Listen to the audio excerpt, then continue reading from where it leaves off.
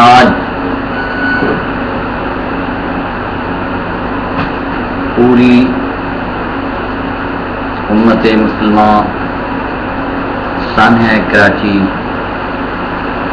جو کراچی کی فیکٹری میں ہزاروں کی تعداد تک جا پہنچی ہے، افسوس کا مقام ہے۔ انا للہ و انا الیہ راجعون۔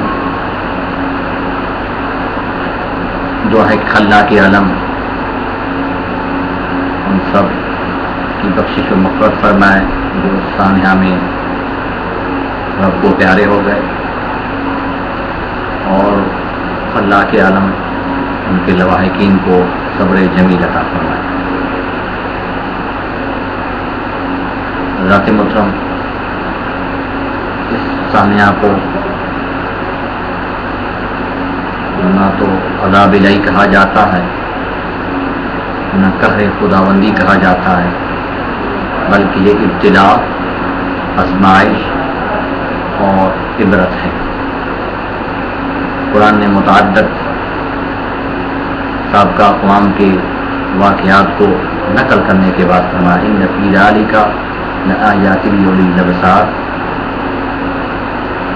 تو اس میں عبرت ہے اور ہمارے لیے یہاں فکریہ بھی ہے،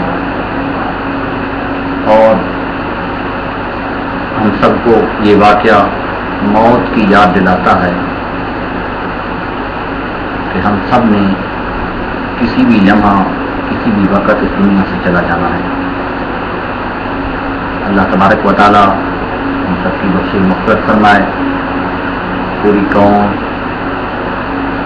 بالخصوص عالم اسلام ان سب لواحقین کے ساتھ ہے۔ یہ امتحانات ہیں، اللہ تبارک و تعالی